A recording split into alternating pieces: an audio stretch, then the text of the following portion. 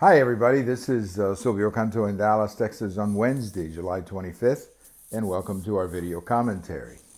You know, over the last couple of days or so, there's been a debate in the country about security clearances as to who should have one. Should someone who is no longer in the government have a security clearance?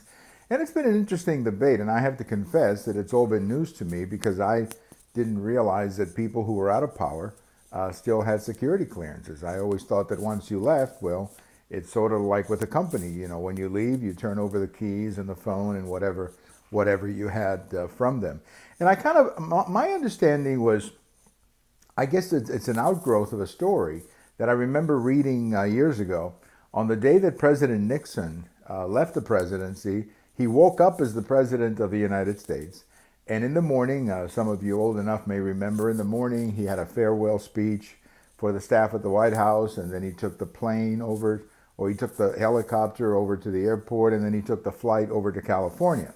And then at noon, President Ford, or Gerald Ford, became President of the United States. And there's an interesting story that when this President Nixon is inside this aircraft, that the pilot at one point, once he was notified that President Ford was now the president, the pilot reported to the people at the tower or whatever, saying, this is now Air Force flight such and such and such. This is no longer Air Force One. Because once the president was not on the plane, it was not Air Force One. Air Force One is only when the president is in the plane. So I was always under the impression that it sort of worked that way, that when a new administration came in, that the people from the old administration, the ones who had security clearance, basically lost it because the new administration would issue clearance to the people in their government. Well, apparently that's not how it works, or at least that's not how it's working now. And there you have a man like former CIA Director John Brennan with a security clearance.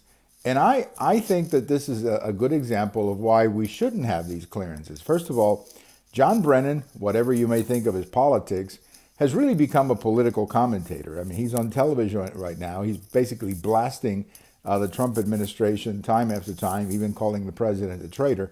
Well, I don't know how you give somebody like that a security clearance, because a security clearance means that he's going to be looking at information that he could be ultimately leaking to a friendly member in the media, information that could be used against the president of the United States. So I think it's time to review this practice. I'm okay with the president having the ultimate say, but I don't think it's anything at all bad with the president of the United States saying, you know what, this is my administration, these people have clearance, and you who used to work for the previous administration do not. I don't have a problem with that. I think that's the way it usually works in most businesses, and that's certainly the way I would do it if I was ever president of the United States. Well, thank you very much for watching. We have all of these over at YouTube, we have them on Twitter, and we have them on my blog. And if July 25th is your birthday, have a happy day. Bye-bye, everybody.